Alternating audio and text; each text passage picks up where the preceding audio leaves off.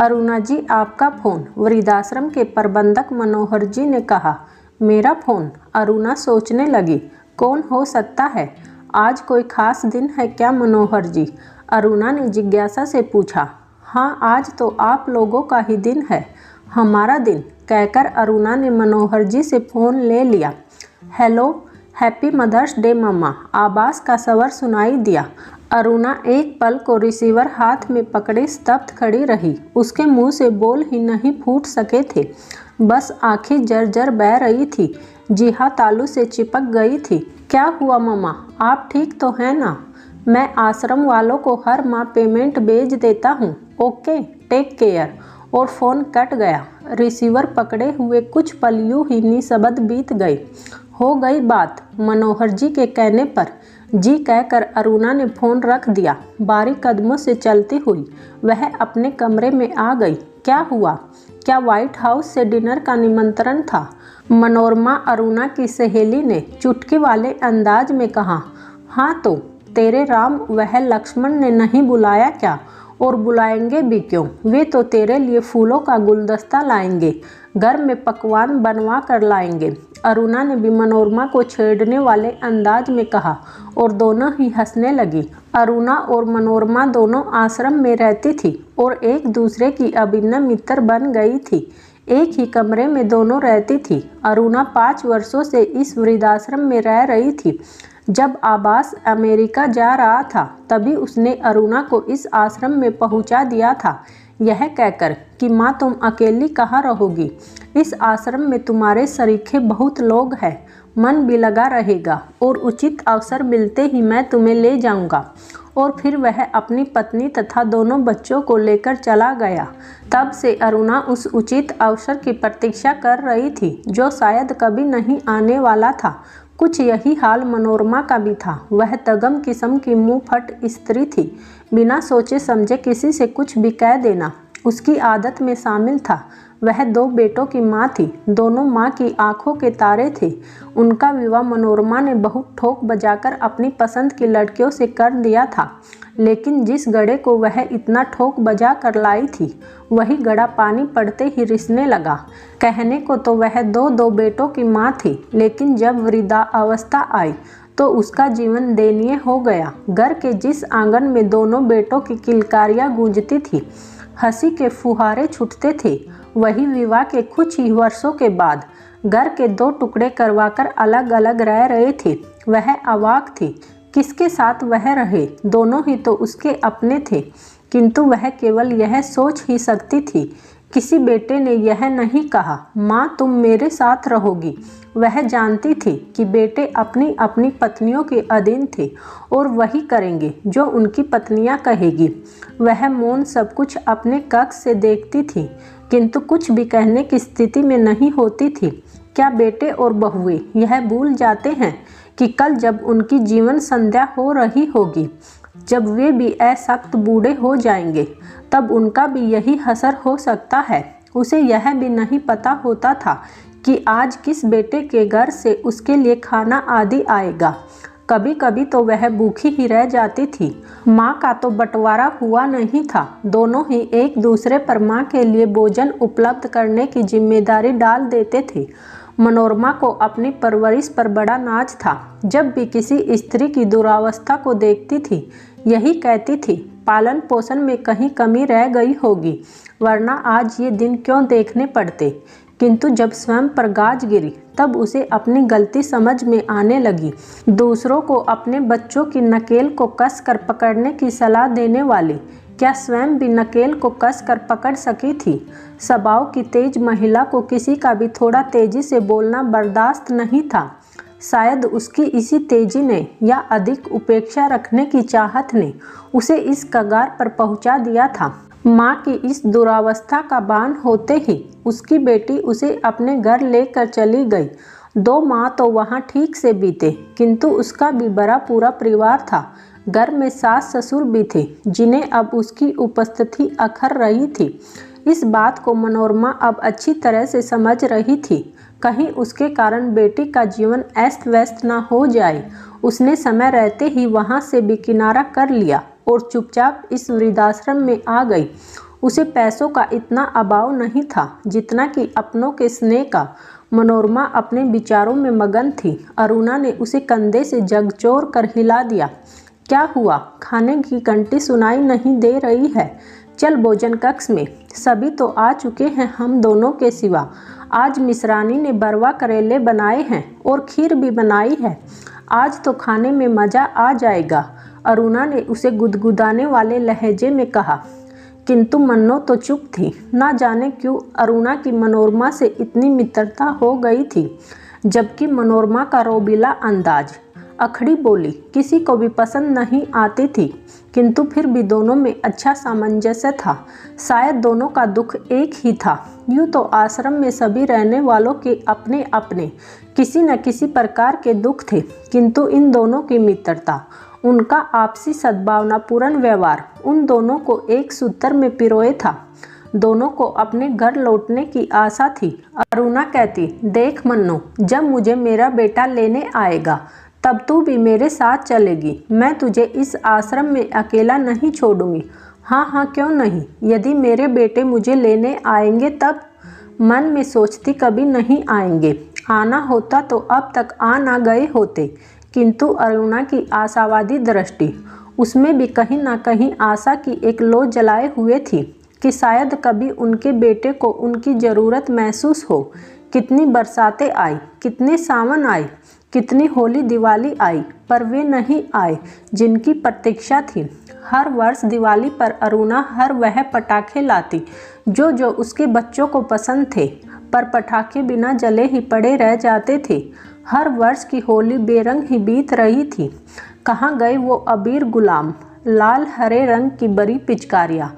आश्रम में भी होली पर गुजिया बनती, अबीर गुलाब भी आते, किंतु उसे तो अपनी होली याद आती थी। 15 दिन पहले से ही पापड़, चिप्स, चावल के सेव आदि बनते थे। एक सप्ताह पूर्व हुए पकवान बनने शुरू हो जाते थे।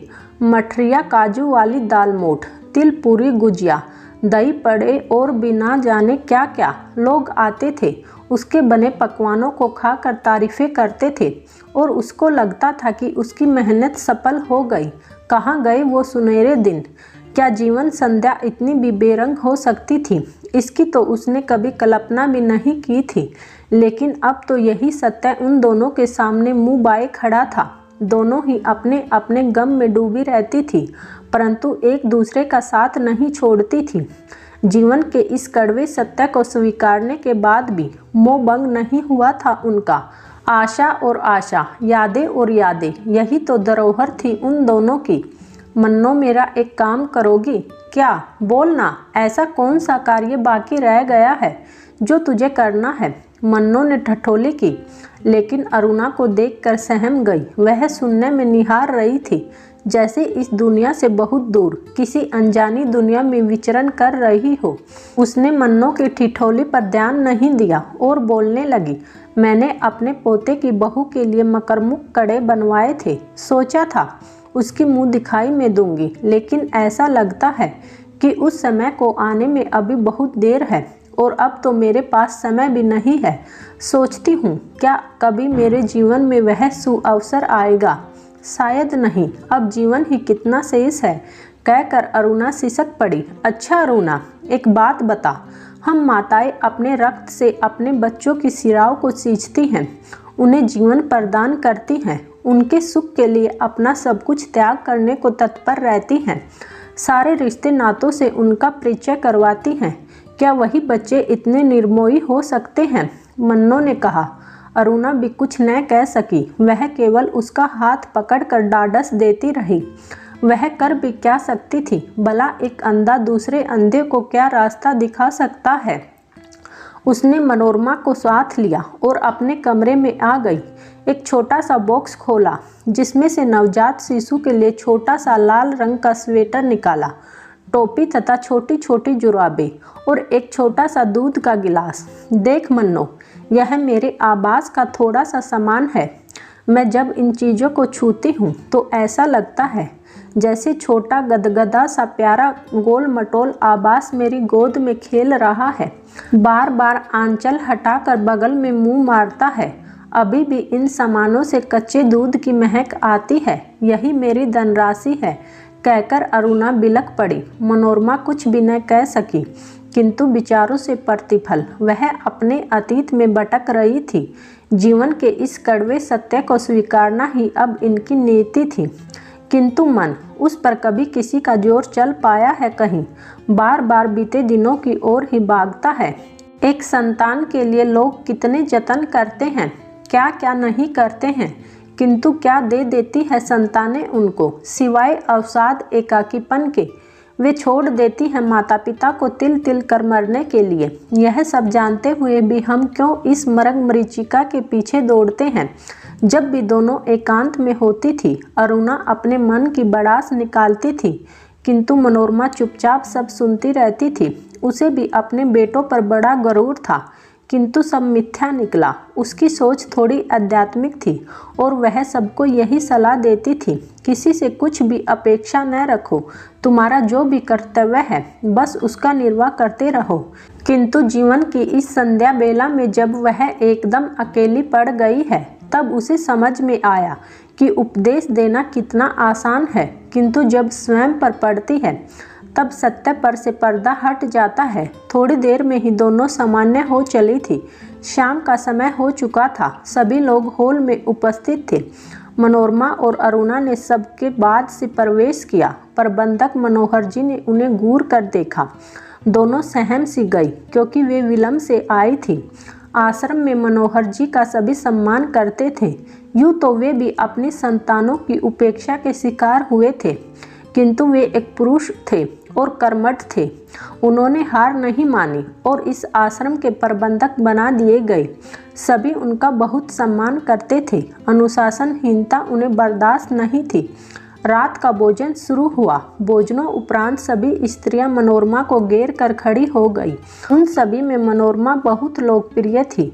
वह किसी को कढ़ाई बुनाई सिखाती, तो किसी को लिखना पढ़ना या फिर तरह तरह के व्यंजन बनाना सिखाती थी। सभी स्त्रियां उसे अपना अपना काम दिखा रही थी। मनोरमा हंस हंस कर सबके कामों को देख रही थी तथा तारीफें भी कर रही थी। अरुणा का मन नहीं लग रहा था। वह अकेली ही अपने कमरे में चली आई और आते ही बत्ती बंद करके सोने का उपक्रम करने लगी। मनोरमा ने आते ही बत्ती जला दी। क्या करती है, सोने देना, अरुणा खींच कर बोली। अच्छा, बड़ी जल्दी नींद आ गई। रोज तो रात में 12 बजे तक मेरा सिर खा जाती है बकबक करके, और आज नींद का बहाना मार कर सो रही है। चल उठ, अभी हम लोग दो दो हाथ रम्मी खेलेंगे।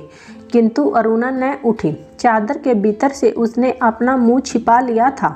ठीक है, मर, जो भी करना हो कर, मुझे क्या करना है। ना जाने क्यों हर समय अपनी ही दुनिया में जीती है। अरे क्या तुझे ही एक दुख है? किंतु अरुणा ने कुछ उत्तर नहीं दिया। बक जग करके मनोरमा भी सो गई। सुबह अरुणा जल्दी ही उठ गई। देखा मनोरमा सो रही थी। अभी तक सो रही है, ना जाने रात में क्या करती है। उसने उठकर कमरे को ठीक किया, स्नान किया और ध्यान लगाने बैठ गई। तभी मनोरमा भी उठ गई। तैयार होकर दोनों कमरे से बाहर आई। चाय नाश्ते का समय हो चुका था। हाँ तो अरुणा, उन छोटे कपड़ों का क्या करना है? तूने बताया नहीं, मनोरमा ने छेड़ा। यदि मेरी मौत हो जाए तो आबास को सौंप देना, यह बताकर कि यह उसकी पुत्र वधू के लिए है। अरुणा ने शांत स्वर में उत्तर दिया और दोनों चाय पीने लगी। दोपहर के भोजन का समय हो चुका था। मनोरमा ने आवाज़ लगाई, चल खाना खाने। रोज तो तू मुझे याद दिलाती है, लेकिन आज मैं तुझे बुला रही हूँ। देर होने पर पता नहीं क्या खाने को मिले क्या न मिले, चल जल्दी। लेकिन अरुणा ने नहीं में सिर हिला दिया। मनोरमा अकेली ही चली गई। ना जाने क्या हो जाता है इस पगली को, ना जाने किस जिजीविषा में जी रही है। अरे बेटे को आना होता तो अब तक आ न जाता। मुझे क्या करना है। भोजन उपरांत मनोरमा कमरे में आई। अरुणा उसी प्रकार बैठी थी, गेट की ओर टकटकी लगाए। अकस्मात वह पलटी और मनोरमा से बोली, चल अभी रम्मी खेलते हैं, आज मैं तुझे खूब हराऊंगी। मनोरमा मुस्कुरा उठी। आखिर तू नॉर्मल हो गई। मैं तो डर ही गई थी कि कहीं तुझे पागल खाने ना भेजना पड़े। क्यों, मैं क्या तुझे पागल दिखती हूँ? अपने जैसी समझा है क्या मुझको? अरुणा ने भी तपाक से जवाब दिया। बहुत देर तक दोनों रम्मी खेलती रही, फिर दोनों आराम करने लगी। क्या तुझे अभी भी भूख नहीं है? मनोरमा ने पूछा। नहीं, अरुणा ने संक्षिप्त उत्तर दिया। सायकाल के 5:30 बज चुके थे। मनोरमा ने अरुणा को हॉल में चलने को कहा, किंतु अरुणा ने मना कर दिया। वह खिड़की से बाहर गेट की ओर टकटकी लगाए बैठी थी। चलना, कब तक प्रतीक्षा करेगी? कोई नहीं आने वाला है। और उसने अरुणा के कंधे पर हाथ रख दिया, किंतु अरुणा वहाँ थी ही कहाँ। वह तो इस आसार संसार से दूर कहीं अनंत में विचरण कर रही थी। हाथ लगते ही उसका शरीर लुढ़क गया। मनोरमा हतप्रभ थी। सभी आश्रमवासी कमरे में घुस आए। मनोहर जी ने तत्काल आबास को फोन मिलाकर उसे यह शोक संदेश दे दिया। एक क्षण तो निस्तब्धता रही, फिर आबास का सवर आया। दाह संस्कार कर दीजिए, इतनी शीघ्र आना संभव नहीं है। जो भी वह हो मुझे सूचित कर दीजिएगा। और फोन बंद हो गया। मनोहर जी आश्चर्यचकित थी। कैसे कैसे बच्चे होते हैं, क्या उन्हें माँ बाप का दर्द महसूस नहीं होता है? लेकिन वे तो प्रबंधक थे, अभी बहुत कुछ प्रबंध करना था उन्हें। रात्रि के पहले ही अरुणा का पार्थिव शरीर अग्नि को समर्पित हो चुका था। मर्त शरीर को किस लिए रोका जाता? रात्रि का तीसरा पहर बीत रहा था। मनोरमा लगातार रो रही थी। आंसू थे कि थमते ही नहीं थे। इतनी अंतरंग सखी जो चली गई थी, अब वह अकेली पड़ गई थी। दूसरे दिन उसने अरुणा का बॉक्स खोला, आबास के बचपन के कपड़ों का एक पार्सल बनाया और मनोहर जी को देकर बोली, यह आबास को बेच दीजिएगा। फिर वह आश्रम का काम करने वाली बाई को बुलाकर बोली, ये कड़े तुम अपनी बहू को दे देना। अब वह निश्चित होकर अपने कमरे में आ गई। अरुणा, तुम्हारा बचा हुआ काम मैंने कर दिया, किंतु थोड़े अलग तरीके से। देख, नाराज न होना। और फिर समम से हंस कर कहने लगी, मैंने तो कभी कोई गलत काम किया ही नहीं है। दोपहर के भोजन के लिए वह कमरे से बाहर नहीं आई। सायकाल और रात्रि के भोजन में भी वह अनुपस्थित थी। सबने समझा शोक में डूबी है, इसलिए नहीं आई। किंतु प्रातःकाल जब कमरे का दरवाज़ा नहीं खुला, तब मनोहर जी शंकित हुए और उनके आदेश अनुसार दरवाज़ा तोड़ा गया। मनोरमा का निर्जीव शरीर चारपाई पर पड़ा था। एक हाथ नीचे लटक रहा था, दूसरा सीने पर था और दोपहर बाद उस आश्रम से एक और अर्थी निकल रही थी। दोस्तों, कहानी को लेकर आपके क्या विचार हैं, हमें कमेंट में ज़रूर बताएं। साथ ही वीडियो को लाइक और चैनल को सब्सक्राइब भी करें। फिर मिलते हैं किसी और इंटरेस्टिंग कहानी के साथ। तब तक के लिए धन्यवाद।